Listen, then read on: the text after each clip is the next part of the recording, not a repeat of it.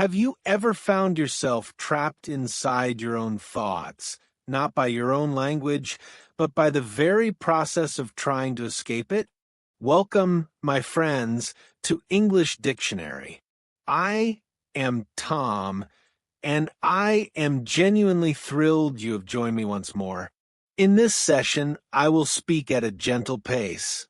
My word choice will be straightforward, and I will revisit key concepts so your comprehension remains absolute. My mission is to guide you in practicing your listening and speaking abilities simultaneously. The subject we are tackling today is one I hear constantly from English learners everywhere. How does one begin to think in English? How can I break the habit of constant mental translation from my native tongue? Perhaps you share this struggle.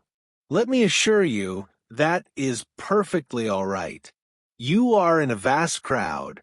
This is a common experience. Our minds instinctively cling to our first language, but I bring you fantastic news. Thinking in English is not a magical gift. It is a skill. It can be learned. It can be trained. And today, I will provide you with the methods. Let us first examine why this matters so profoundly. Many learners experience a frustrating slowness in speech. What is the root cause? Typically, it is the act of translating every single phrase internally. This creates a sluggish and challenging speaking experience. You might possess a wide vocabulary. Your grammar knowledge may be solid. Yet, if each sentence must journey through translation, rapid, fluid speech in real-world situations becomes a towering hurdle. Conversations move quickly. People will not pause while you convert words in your mind. If you are forever translating, you will always lag behind. Furthermore, direct translation is often inaccurate. Languages structure ideas differently. For instance, perhaps in your language, the descriptive word follows the object, but in English it precedes it. Therefore, a word-for-word translation can produce awkward, even incorrect sentences. Thus, our objective is clear. Cultivate your thoughts in English, not in your mother tongue. Achieve this, and your speech will gain speed. You will achieve a more natural rhythm. Today, I will share actionable strategies so you can accomplish this too. All right, let's delve into the why behind translation and understand its normalcy. When you first embark on learning a new language, you lean on your foundational language that is not only acceptable but expected. Your native language acts as a supportive bridge. It allows you to step onto the ground of English. However, after a period, you must aim to dismantle that bridge.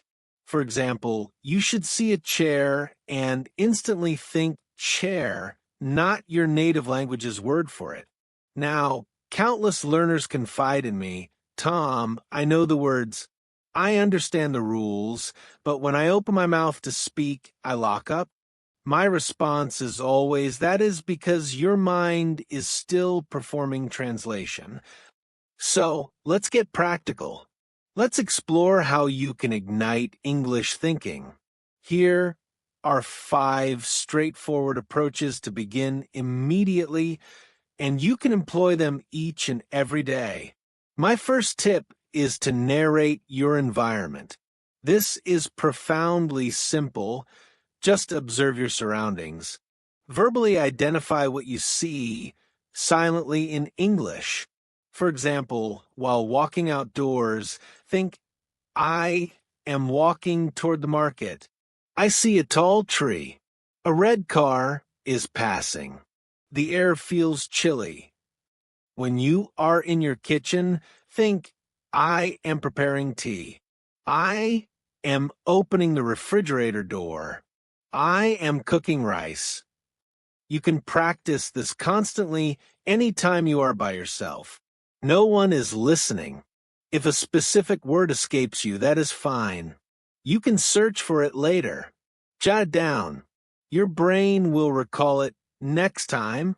This is the process of constructing your English mind one brick at a time. Tip number 2. Articulate your plans. Another powerful method is to mentally discuss your daily schedule. Each morning you can think, today I will study English for 20 minutes. I start work at 9 o'clock. I am meeting a friend for dinner tonight. In the evening, reflect on your day. I exercised at the gym today. I watched a film. I made dinner. It was chicken with rice. No writing is required. No need to speak aloud. Just conduct the internal monologue in English. Repetition breeds ease. The third strategy involves harnessing visual thinking. This technique is exceptionally powerful because it directly connects objects to English, bypassing your native language entirely. Here is the practice. When your eyes fall upon an item, a chair, a table, a phone, resist the internal question, what is this called in English, followed by the translated word. Instead, aim for the immediate connection, see the object, and directly think the English term. Eliminate the middleman of translation. Apply this to all things in your environment. Phone, spoon, book, pen, tree, bus, window, shoes, dog. Upon sight, generate the English label. Consistent daily practice transforms this into an automatic reflex. Your brain will gradually rewire to prioritize English pathways. Now, let's explore the fourth method, shadowing. This remains one of the most effective techniques available, and it is a personal favorite of mine. Select a native speaker from a podcast, a video, or an audio lesson like this one. As you listen, repeat their words instantly, almost on top of them.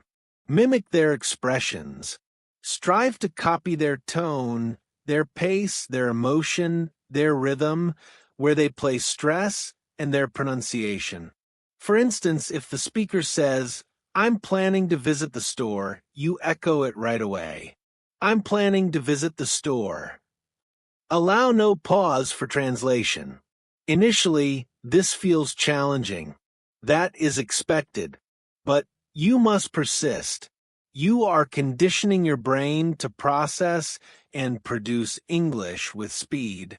You are building a direct line from comprehension to speech, eliminating the laborious step of conscious thinking and conversion.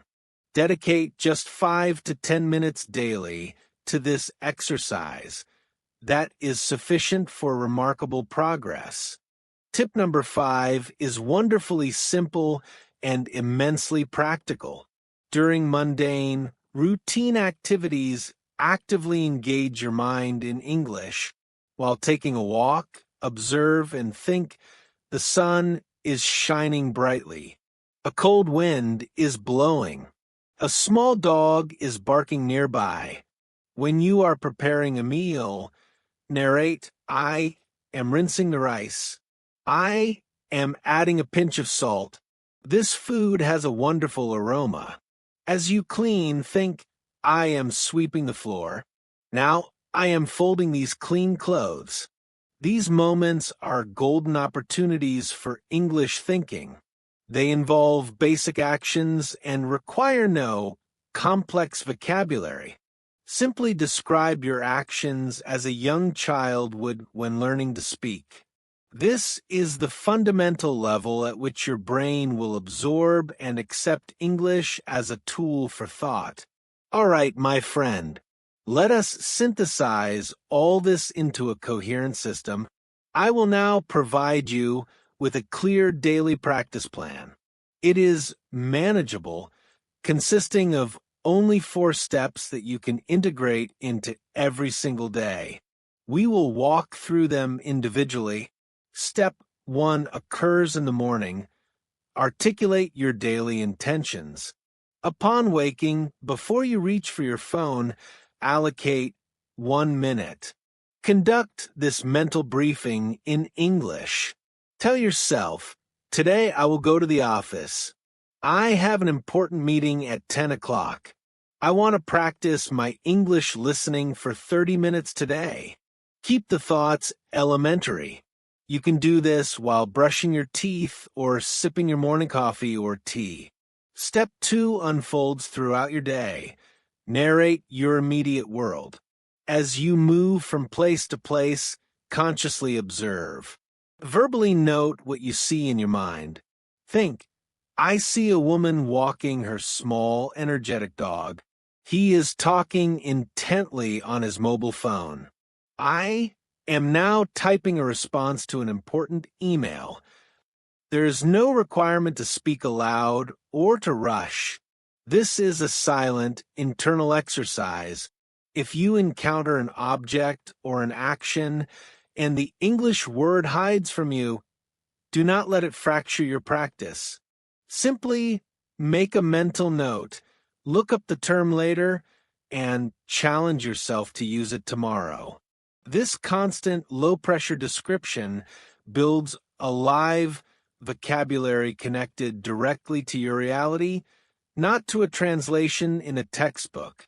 Step 3 is your active training. Listen and shadow. Utilize a resource like this podcast. Play a short segment, listen attentively, and then immediately repeat what you have heard, echoing my speech as closely as possible. This is the core of shadowing. Release any demand for perfection. The goal is fluid mimicry. This practice, even in brief 5-minute sessions, forges profound neural connections.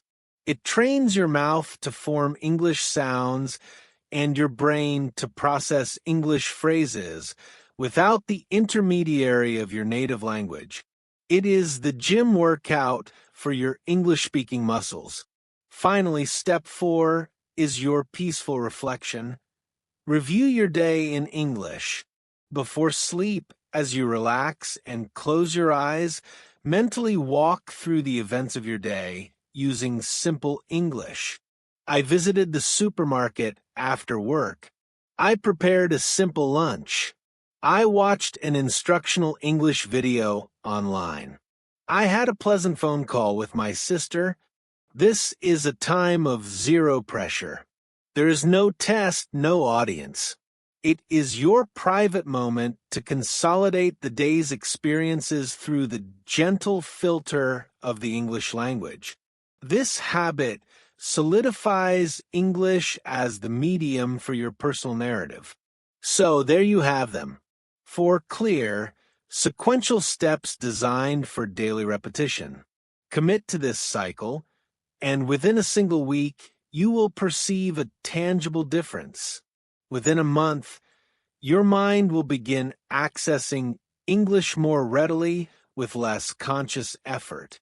Remember, your brain has a long-established relationship with your first language. It naturally gravitates toward that comfortable path. In the beginning, perhaps only 10% of your casual thoughts will be in English. Celebrate that 10%. It is a monumental victory. If you maintain this consistent daily practice, that percentage will grow. It will shift to 30, then 50, then 70%. You will encounter a thrilling moment where you realize you just debated what to eat for dinner or replayed a conversation entirely in English without any deliberate attempt to do so. The transition is gradual, but I assure you it is inevitable. Your brain is adaptable and will follow the paths you most frequently travel. Now, I want to address a critical component of this journey: patience and self-compassion. Building a new thinking process is not an overnight demolition and rebuild. It is a careful renovation. You will have days where your mind feels foggy and translation feels rampant. You will make internal grammatical mistakes. This is not failure. This is data. It is how your brain explores and tests the boundaries of the new language. Embrace the errors as signs of effort. The only true mistake is to let frustration silence your internal English voice. Keep that narration running, however simple or broken it may seem. Another powerful physical tool is the simple sticky note. Label items in your home. Write window, mirror, cabinet, desk on notes and place them on the corresponding objects. Your goal is not to memorize a list, but to create an instant visual association. When you see the note on the refrigerator, you are not translating. You are reading the English word directly attached to the object. After a week, remove the notes. Test yourself. When you open it, does the word refrigerator come to mind? This method builds a direct mental link, circumventing your native language entirely. Let's also address social thinking. Often, we mentally rehearse conversations. Perhaps you anticipate a talk with your boss or plan to ask a question in a shop. From now on, conduct all this rehearsal in English. Even if the actual conversation will be in your native language, the mental practice is invaluable.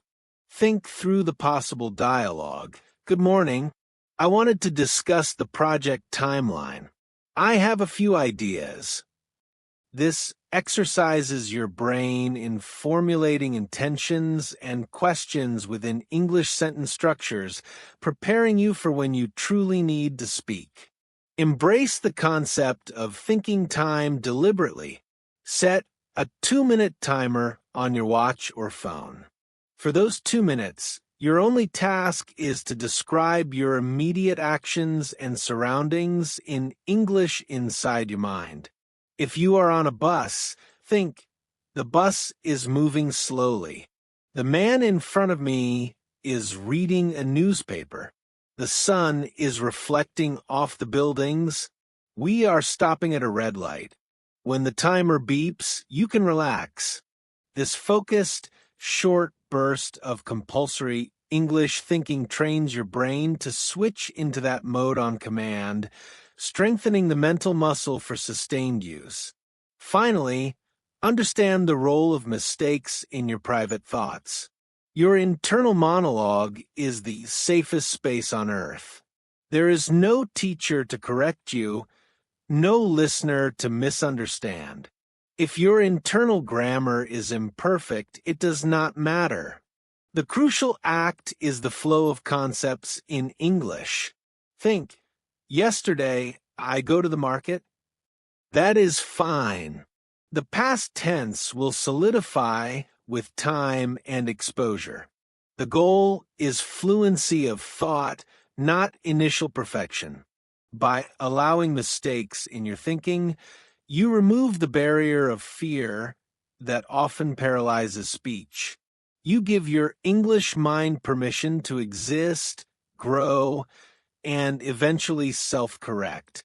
Let's talk about consuming media with a new, active purpose. When you watch an English television show or a film, or when you listen to a podcast, do not just listen passively. Engage your mind. Pause occasionally and describe what just happened, aloud or in your thoughts. For example, after a scene, say, the detective entered the dark room. She looked nervous. She found a key on the table. This simple act of summarization in English forces you to process the narrative using English vocabulary and grammar, reinforcing your ability to think in concepts rather than recalled translations. Furthermore, use these media for prediction.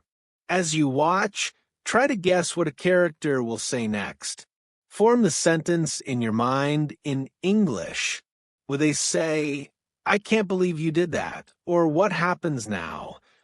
This engages your syntactic forecasting, building your intuitive grasp of how English sentences are built and what comes naturally next in a dialogue. It turns entertainment into a dynamic, cognitive exercise for your English brain. Now, consider the power of reading.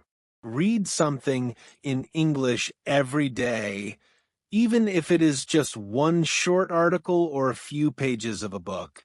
But here is the crucial shift. As you read, visualize the story or the information. Do not mentally read the words in your native language. See the images, concepts, and sequences the words describe. If you read, "The old castle stood atop the windy cliff," picture that castle. Feel the wind. The English words become the direct triggers for the mental imagery, not symbols to be converted. This practice is fundamental for deep, translation-free comprehension. Another highly effective method is to talk to yourself. Have full, deliberate conversations in English when you are alone. Debate a decision. Should I cook pasta or rice tonight?